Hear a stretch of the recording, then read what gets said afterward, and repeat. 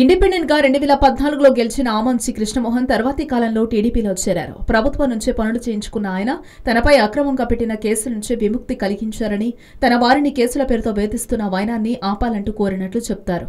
అయితే ఈ విషయంపై ముఖ్యమంత్రి చంద్రబాబు మాటలన్నీ హామీల వరకే ఆగిపోవడం, ఎలాంటి ఫలితం లేకపోవడంతో విసుగు చెందిన ఆమంచి కీలకమైన ఎన్నికల వేళ పార్టీ నుంచి జంప్ అయినట్లుగా చెబుతున్నారు. ఆమంచికి ప్రత్యామ్నాయం పెద్దగా లేకపోవడం, టికెట్ కోసం కొట్టుకోవడమే తప్పించి గెలిచే సీన్ లేని తమ్ముళ్లతో బాబుకు దిమ్మ తిరిగిపోయింది.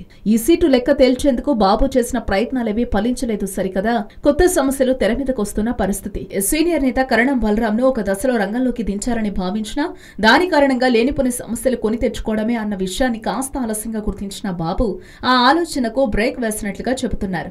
ఈ నేపథ్యంలో కొత్త ప్రయోగాన్ని తెర మీదకు తీసుకురావాలన్న ఆలోచనలో ఉన్నట్లు చెబుతున్నారు.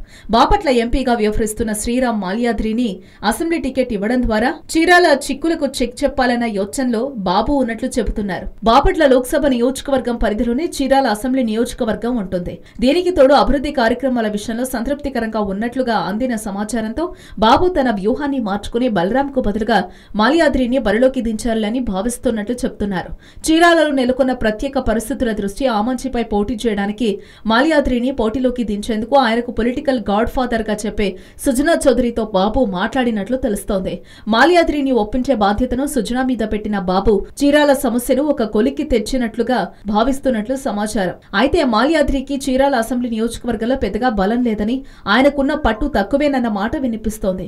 ఎంపీగా ఆయన అడుగులు ఎప్పుడూ ఆ స్థాయిలోనే ఉన్నాయే తప్పించి అసెంబ్లీ స్థాయిలో ఆయన ఎప్పుడూ దృష్టి పెట్టలేదని, పెద్దగా క్యాడర్ లేదన్న మాట వినిపిస్తోంది. ఇలాంటి వేళలో బాబు చేస్తున్న ప్రయోగం ఎంత మేర ఫలిస్తుందన్నది ప్రశ్నగా మారింది. హలో, మిమ్మల్నే యోయో టీవీ యాప్ డౌన్లోడ్ చేసుకున్నారా? ఇంకా లేదా? మీ యాప్ స్టోర్ కి వెళ్ళి వెంటనే డౌన్లోడ్ చేసుకోండి.